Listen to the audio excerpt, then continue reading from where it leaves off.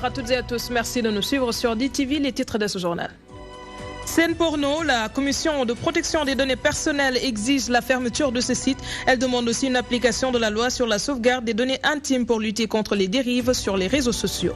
Couverture maladie universelle, une loi vise à pérenniser le programme tout en accélérant son processus de mise en œuvre. Les étrangers résidant au Sénégal sont aussi concernés par cette mesure. Le conseil juridique de l'agence de la CMU revient sur l'importance de ces mesures dans ce journal. Difficulté du secteur du transport, les taximens dans la rue ce mercredi pour exiger de meilleures conditions de travail. Le syndicat démocratique des chauffeurs de taxi veut profiter pleinement des opportunités de l'AIBD et invite le gouvernement à revoir sa politique de transport.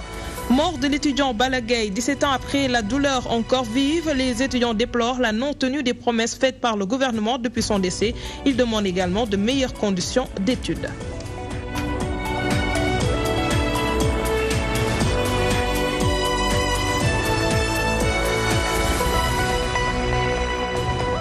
La commission de protection des données personnelles plaide pour une application effective de la loi sur la sauvegarde des données intimes. La structure se penche sur les acquis dans la lutte contre les dérives sur les réseaux sociaux face aux nombreuses sollicitations pour la fermeture de ce site à caractère pornographique Scène Porno. Elle confie qu'une enquête a été ouverte pour identifier l'administrateur. Toutefois, la CDP appelle les citoyens à faire preuve de responsabilité. Et Elhadj Moussabé nous en dit plus.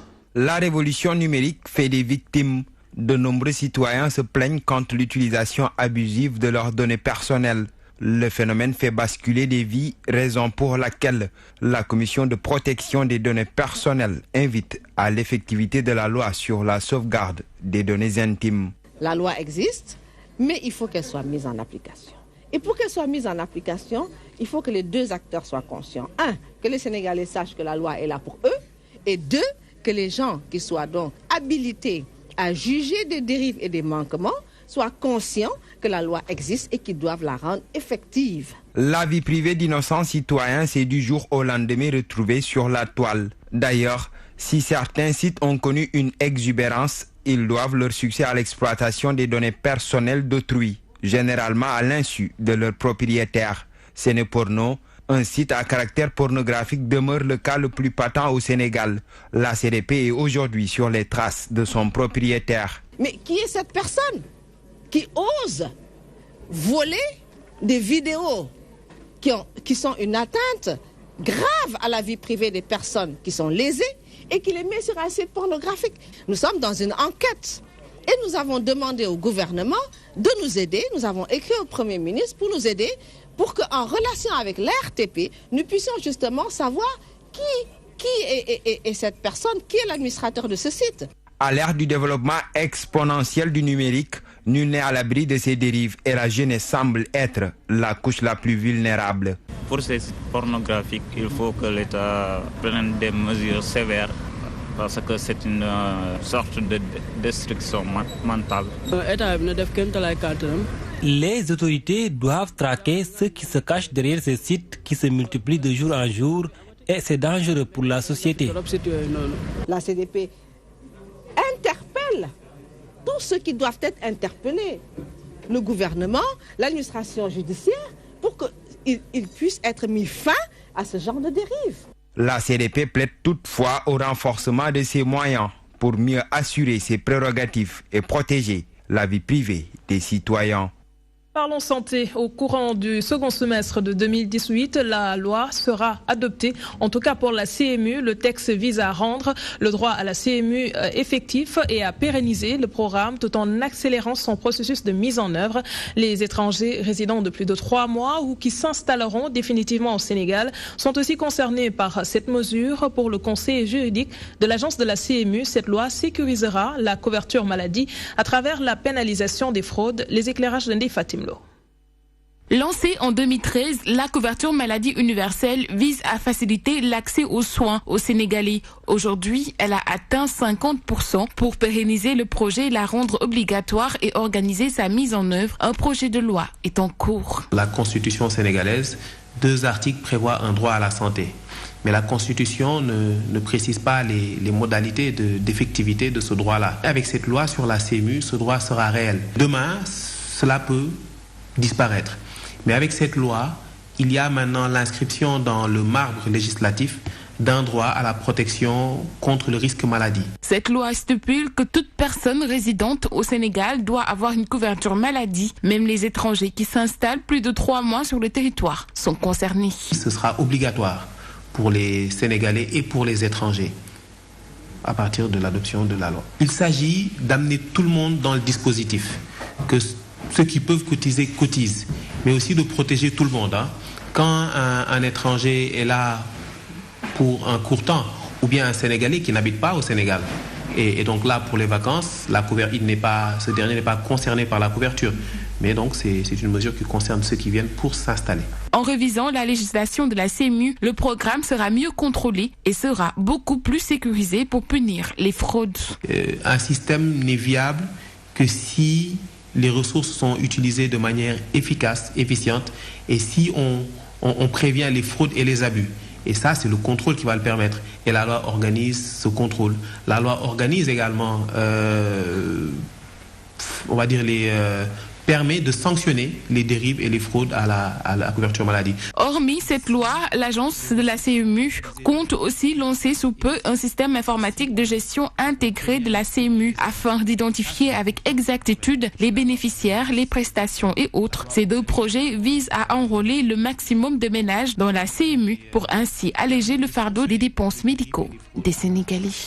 À présent, le mouvement d'humeur des taximens, ils ont marché ce mercredi pour exiger de meilleures conditions de travail. Difficile pour eux d'obtenir les laissez-passer leur permettant de vaquer correctement à leurs activités sur l'ensemble du territoire national.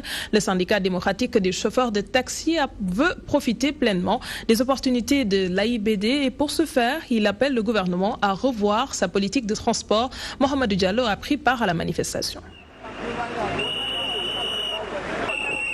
Ni jaune, ni noir, que la couleur rouge pour marquer leur colère. Les taximens exigent la facilitation de l'accès aux laissez-passer pour mieux leur permettre de mener leurs activités. La loi date des années 60. Nous pensons qu'elle est dépassée maintenant. Il faut la réviser. À défaut, veiller à ce que les laissez-passer soient accessibles partout et à tous et dans la gratuité la plus totale. Concernant l'aéroport AIBD, ils exigent plus d'équité et de transparence. Il y a une concurrence déloyale au niveau de l'aéroport Blaise Diagne. Il faut des mesures urgentes. Tous les taximens qui sont là-bas disposent d'un permis de transport en commun. Or, il y a des clandos qu'on laisse exercer là-bas. Nous pensons que c'est injuste. Pour allier rapidement le nouvel aéroport, il faut passer par l'autoroute à péage et c'est justement les tarifs que ces contestataires jugent élevés. Nous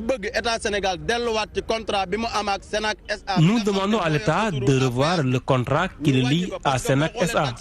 Les tarifs doivent être revus à la baisse. Un taximan qui fait 3 fois Dakar AIBD par jour dépense 18 000 francs CFA. C'est excessif. Une telle action, le syndicat des taximens veut aussi la mener à Thiès. Objectif, inciter le gouvernement du Sénégal à opérer des réformes profondes dans le secteur du transport pour son amélioration. C'était le 31 janvier 2001 que l'étudiant Balagay tombait lors d'une grève pour la défense de l'intérêt des étudiants. Aujourd'hui, 17 ans après, ses camarades se souviennent de lui. Des prières ont été formulées pour le repos de son âme. À la même date, en 2012, l'étudiant Mamadou Diop perdait la vie lors d'une manifestation contre la candidature de Maître Wade. Plus jamais ça, martèlent les étudiants. Ils déplorent la non-tenue des promesses faites par le gouvernement après le décès de Balagay. Abigail était de la partie. 17 ans après sa disparition, l'université Cheikh Anta Diop de Dakar se souvient ce 31 janvier de l'étudiant Balagay tué au sein du campus lors des affrontements avec la police. Un récital de Coran est dit à sa mémoire.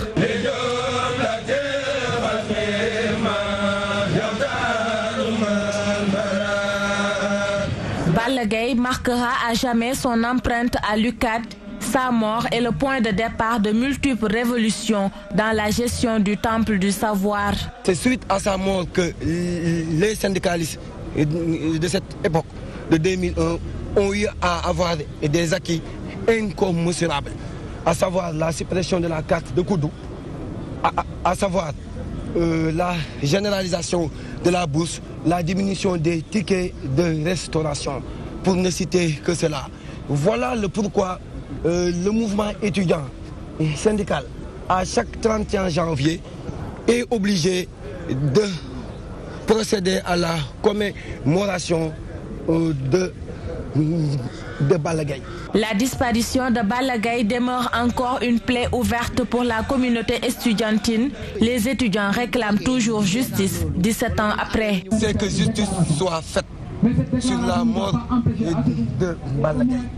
Et que nous profitons de cette occasion aussi pour lancer un appel aux autorités, aux gouvernants d'agir à telle enseigne du point de vue de la réglementation de la fonction publique, qu'une certaine somme soit mise à la disposition de sa famille, histoire de compenser cette perte. L'université Cheikh Anta Diop de Dakar a dédié une journée entière de prières et d'hommages au martyr Balla Gaye, une occasion saisie par le collectif des amicales de l'UCAD pour exiger le respect des droits de l'étudiant.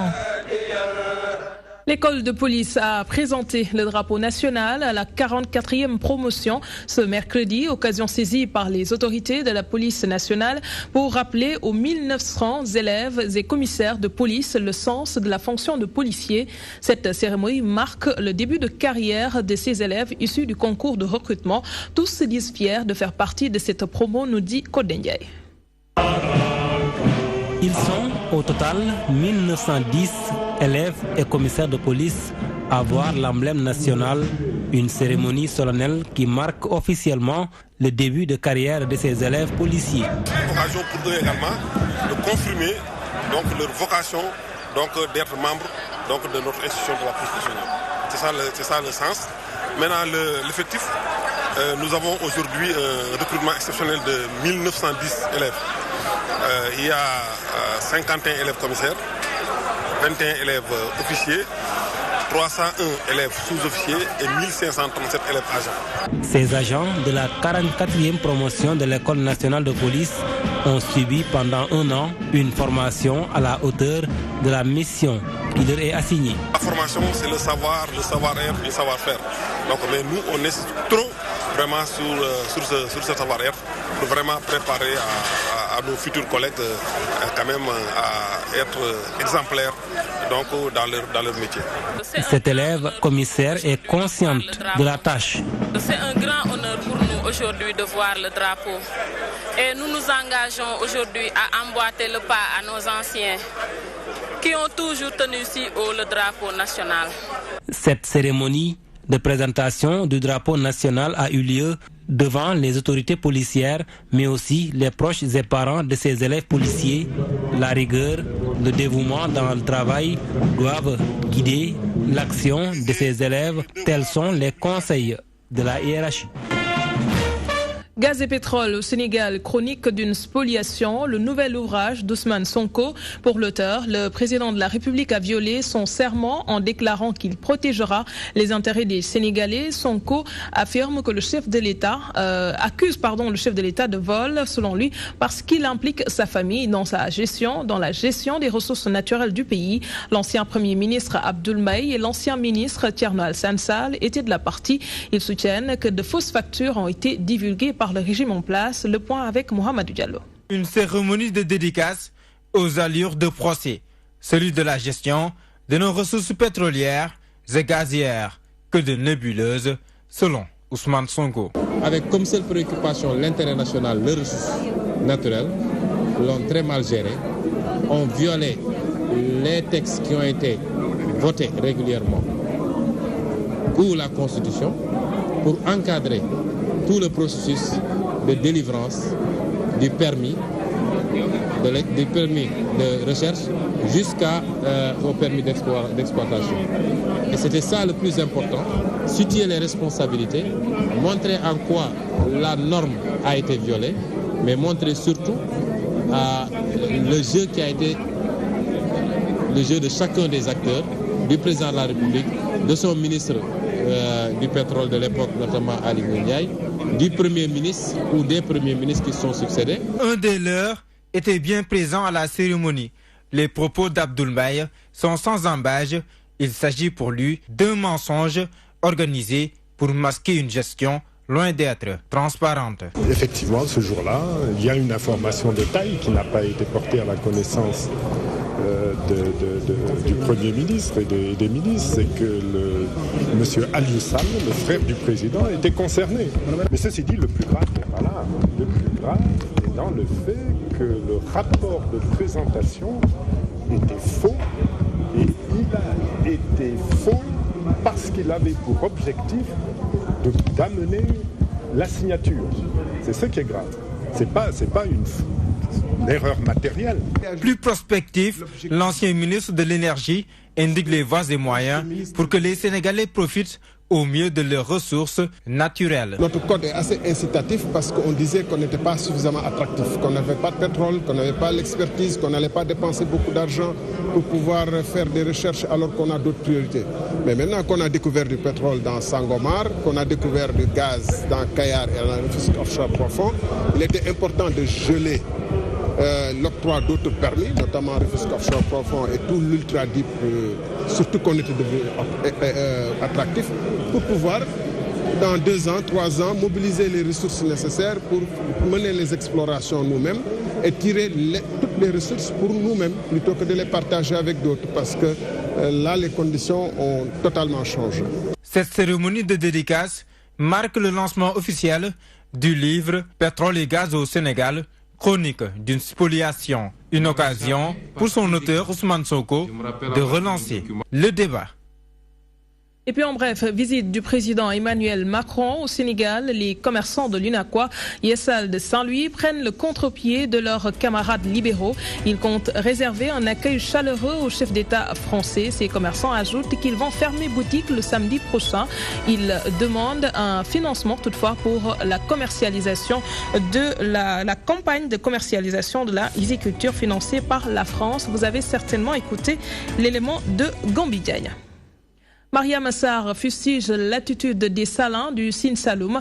Le maire de Kaolack soutient que la société ne respecte pas le principe de la responsabilité sociétale de l'entreprise. Mariama Sarr poursuit que cette structure est animée de mauvaise foi. Elle ajoute que cette dernière n'a jusque-là pas respecté ses engagements. La voici au micro de Pape Malik Fall. Même s'ils détiennent des statuts particuliers, je pense que la responsabilité sociétale de l'entreprise concerne toutes les sociétés. Le projet qu'on leur a soumis, c'est le projet de la réhabilitation de la gare routière de Nioro, qui est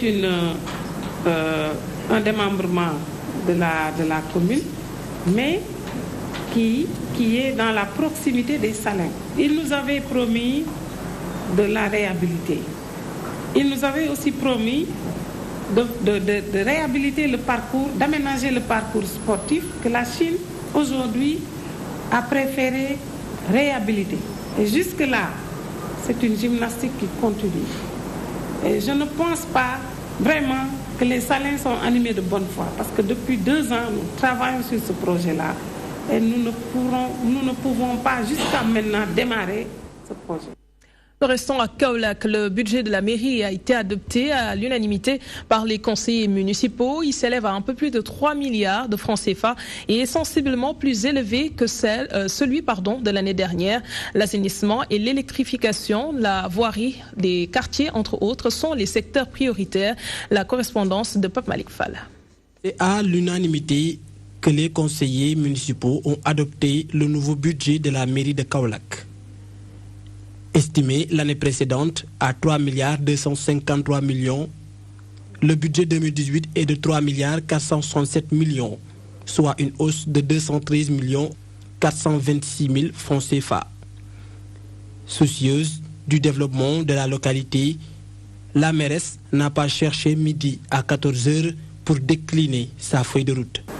Nous avons mis l'accent sur les services de la voirie, sur les services des infrastructures, mais mettre les populations dans de bonnes conditions. Et c'est dans ce cadre-là que nous allons exécuter cette année la mise en place de 400 lampadaires solaires. Sur le même registre, le maire de la commune promet de s'investir dans la continuité du projet Promoville et de s'atteler à la lutte contre le phénomène des inondations.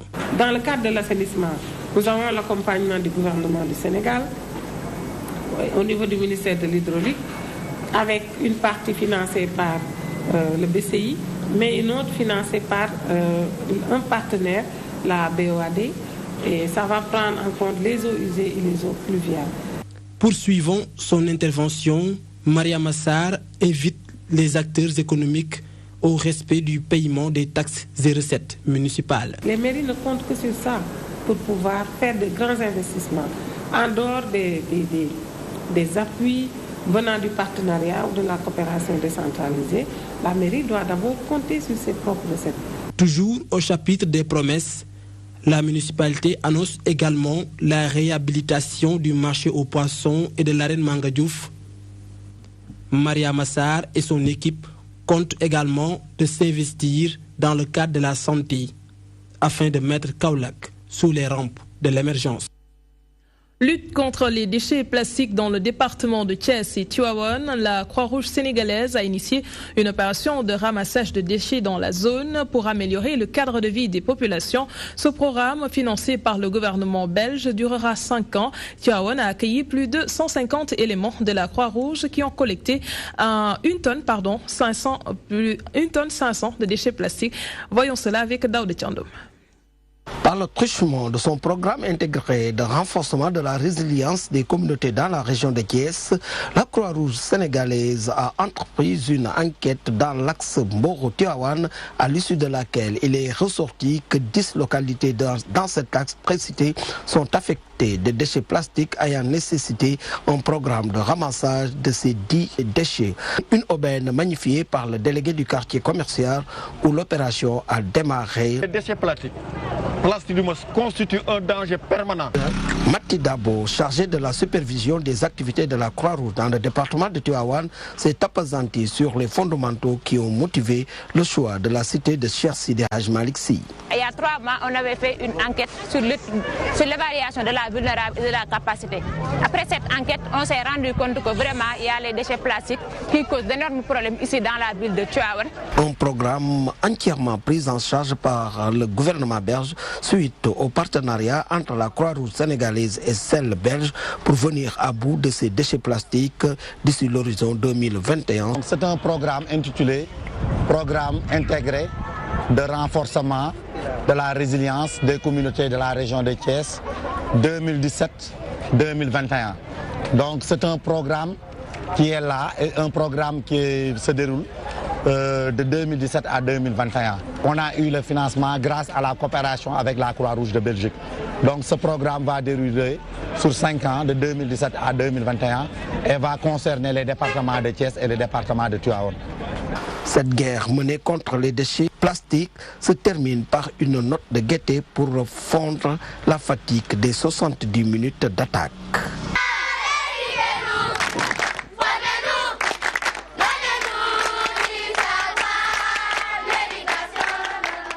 Le gouvernement du Sénégal poursuit ses efforts de promotion de l'autonomisation économique des femmes. Plus d'un demi-milliard de francs CFA a été distribué aux femmes de la région de Dakar. Annonce faite par le ministre de la Femme, Salimata Diop Dieng, précise que le cumul de leurs interventions dans les 4 départements va générer 338 unités économiques au profit de 1200 femmes et jeunes filles. Les détails avec Adjara Ndiaye. Plus de 255 millions pour 5000 femmes au niveau des 19 communes du département de Dakar. Une manière pour le ministère de la Femme de promouvoir l'autonomisation économique du genre féminin dans le département. Il convient de distinguer les jeunes filles ici des processus d'incubation du CEDAF de Dakar et des marailleuses de quai de pêche de Soumbédioune, de Yarar et de Yoff. Mesdames, Messieurs, à ce stade de notre parcours, je suis heureuse de vous informer que le cumul des interventions dans les 4 départements s'élève à 565 millions, devant générer 338 unités économiques au profit de 12 000 femmes et jeunes filles. Pour Salimata Diop Dieng, ce financement s'inscrit dans la mise en œuvre du plan Sénégal émergent. L'approche communalisée visant aussi à asseoir des liens de solidarité et d'émulation entre des productrices d'un même territoire, et en même temps à établir un lien entre celles-ci et les communes dans l'esprit des missions locales pour l'emploi et l'entrepreneuriat dont la mise en place a été annoncée par le chef de l'État.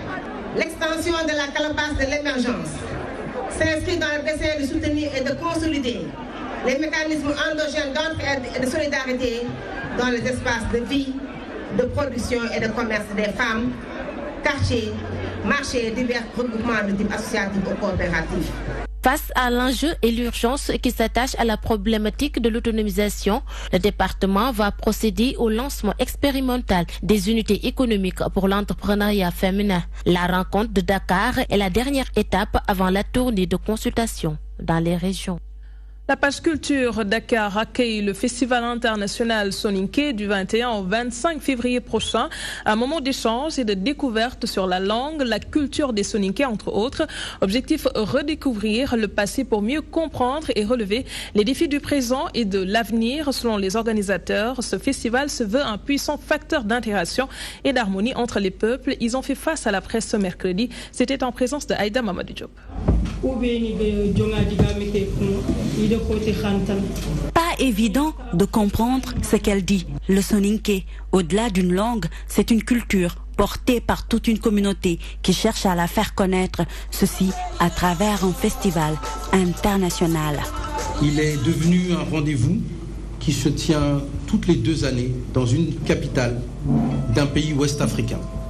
Une rencontre pour trouver des réponses au travers la culture et son plus puissant marqueur, la langue, qu'il s'agit de pérenniser, de sauvegarder, de promouvoir. Dakar donc va abriter la 5e édition du Festival international Soninké du 21 au 25 février prochain. Le FISO se veut d'être un carrefour culturel, rendez-vous du donner et du recevoir autour du thème Ouagadougou, premier empire ouest-africain. Le temps du 5e FISO sera donc un temps de découverte sur la langue, la culture, la religion, l'histoire et les patrimoines au travers cet empire. La culture soninké, un patrimoine donc, le temps d'un festival, Dakar et le Sénégal pourront découvrir cette communauté qui porte en bandoulière le partage.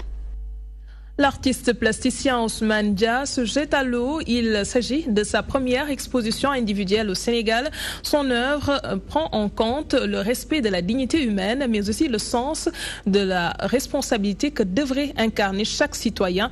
Maturité de mon peuple, l'intitulé de l'exposition met l'accent sur l'engagement de l'artiste dans son combat pour le respect des droits humains. Yamokoli nous fait découvrir son travail. Les objets fabriqués à base de métal, le peuple sénégalais, représenté en miniature dans cette exposition intitulée « Maturité de mon peuple ». Cet artiste pose un acte de haute portée citoyenne.